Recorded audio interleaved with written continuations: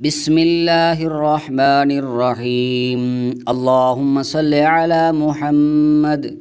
شیخ طریقت کی صفات، یعنی پیر میں کون کون سی صفات ہونی چاہیے؟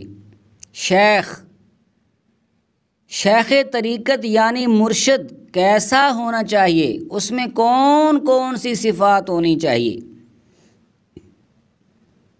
پیر ایسا ہونا چاہیے جو دین اور شرعیت کو مریدوں کے قلوب میں راست اور پیوست کر سکے،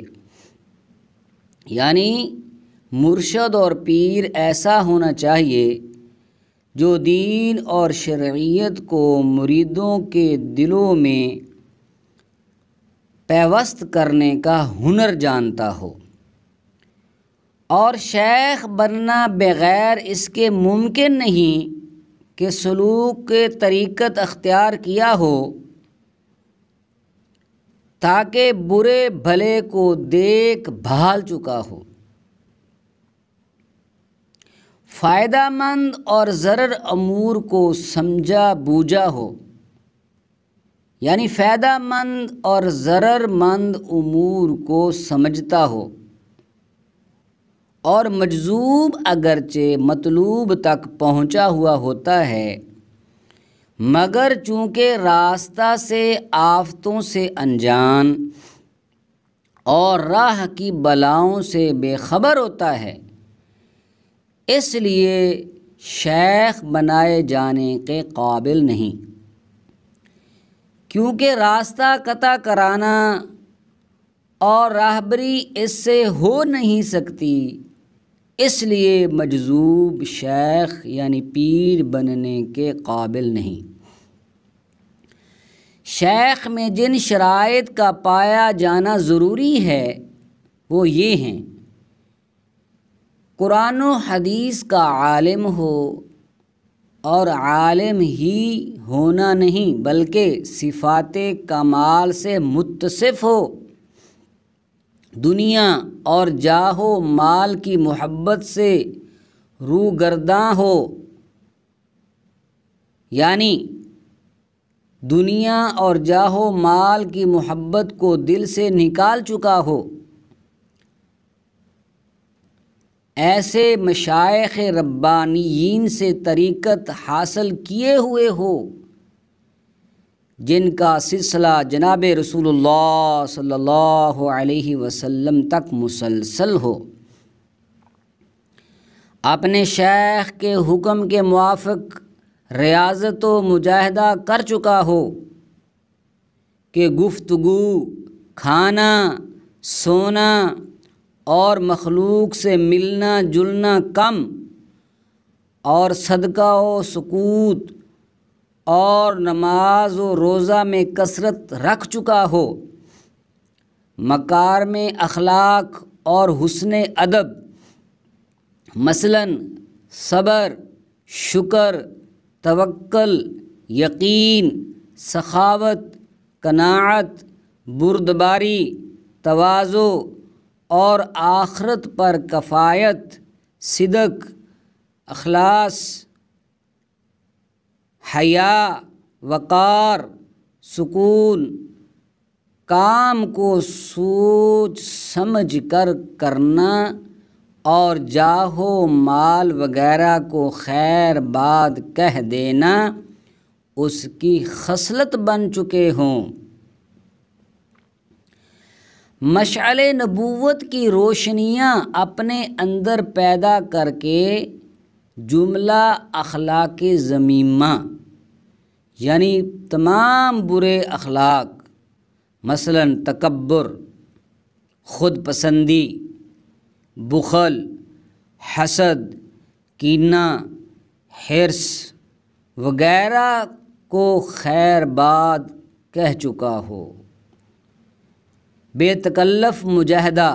اور ریاضت کی صورت تجلیات کے ساتھ حلاوت و لذت پانے کے سبب اس کے چہرے پر چمک رہی ہوں، مشاہدہ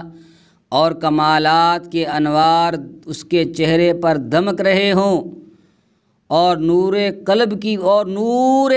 کی وجہ سے اس کا شرح صدر ہو چکا ہو،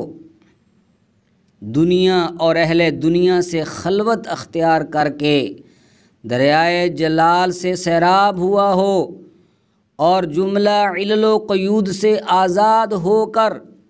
مقام احسان میں پہنچ کر بازبان حال یوں کہہ رہا ہو کہ جس معبود کو میں دیکھتا نہیں اس کو عبادت کے قابل نہیں سمجھتا۔ چنانچہ حضرت علی رضی اللہ تعالی عنہ سے پوچھا گیا،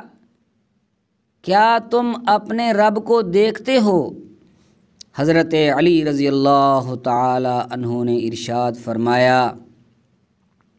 رب کو دیکھوں نہیں تو اس کی عبادت بھی نہ کروں۔ ارشاد فرمایا،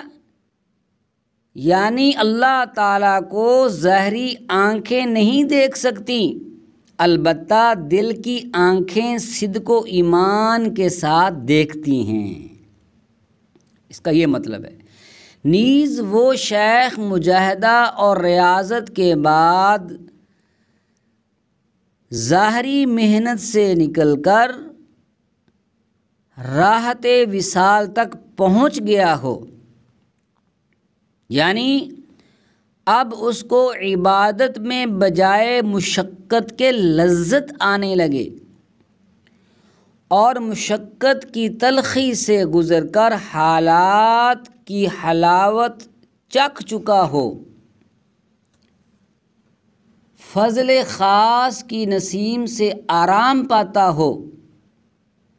لا مکان کے مقام وسیع میں قرب کی خوشبوؤں سے مانوس ہو، مشاہدات کا دروازہ اس پر کھل چکا ہو، اپنے درد ہجر کی دوا پا چکا ہو، اپنے سینے کے ظرف کو لبریز ہو جانے کی وجہ سے اٹھا لیا ہو، حکمت و دانشمندی کی باتیں اس سے سرزرد ہوتی ہوں، مخلوق کے دل اس کی طرف جھکتے ہوں، بظاہر خلوت میں ہو اور باطن میں جلوت کے اندر مشاہدہ میں مستغرق ہو، ڈوبا ہوا ہو، جلوت میں اس کو خلوت میسر ہو، مغلوب الحال نہ ہو، یعنی ایسی باتیں جو غلبہ حال اور مستی میں بے اختیار نکل جاتی ہیں، جو بظاہر خلاف شرع ہیں، اس کی زبان سے نہ نکلتی ہوں، اپنی فراست سے دوسروں کی استعداد و قابلیتوں کو جان سکتا ہو، یعنی اس میں اتنی فراست ہو کہ دوسروں کی استعداد اور اس کی قابلیت کو جان سکتا ہو، اور اس کے مرتبہ و مقام کو کوئی نہ پہچان سکتا ہو، بس وہ شخص شیخ بنائے جانے کے قابل ہے، یعنی وہ شخص شیخ یعنی پیر بنائے جانے کے قابل ہے، کیونکہ محبین کا طریقہ اور مقربین کی حالت نیکوکار ابرار کے اعمال کی بدولت اس کو عطا ہوئی ہے، اور کبھی اس شیخ کے خلیفہ بھی ہوتے ہیں کہ اس کا علم ان میں منتقل ہوتا اور ان خلفاء کے واسطے سے اس کے طریقہ میں برکت رہتی ہے، اور قلب کی نرمی کی طرح اس شیخ میں جلد کی نرمی بھی نمودار ہوتی ہے، اور یہ اس کی علامت ہے کہ قلب کی طرح اس کے بدن نے بھی اعمال کو قبول کر لیا ہے، اور یہی محبت خاصہ کے کمال کا باعث ہے۔ اللہ تعالیٰ اس کو ترقی بخشتا اور تمام اغیار سے انقطاع تام عطا فرما کر اپنا واصل بنا لیتا ہے۔ خود اللہ جل جلالہ کا مبارک ارشاد ہے، بدن کی کھالیں دلوں کی طرح نرم بن جاتی ہیں، اور یہ محبین کا حال ہے۔ چنانچہ اللہ جل جلالہ نے قرآن پاک میں ارشاد فرمایا، اللہ تعالیٰ نے سب سے بہتر کتاب نازل فرمائی جس کے الفاظ باہم ایک دوسرے کے مشابہ اور مقرر ہیں، کہ اس کی وجہ سے خدا ترسوں کے بدنوں کی کھال پر روئیں کھڑے ہو جاتے ہیں، پھر ان کے دل اور جلد نرم بن جاتے ہیں۔ وَقُلُوبُهُمْ إِلَىٰ ذِكْرِ اللَّهِ، ان کے دل اور جلد نرم بن جاتے ہیں اور آرام پاتے ہیں، آرام پا کر پھر کیا کرتے ہیں؟ وَقُلُوبُهُمْ إِلَىٰ ذِكْرِ اللَّهِ، ان کے دل اللہ کی یاد میں مصروف ہو جاتے ہیں۔ اللہ سے دعا ہے کہ اللہ جل جلالہ ہم سب کو نیک اعمال کرنے کی توفیق عطا فرمائیں۔ اللہ جل جلالہ ہمیں بھی وہ مقام عطا فرمائیں کہ اللہ جل جلالہ ہمیں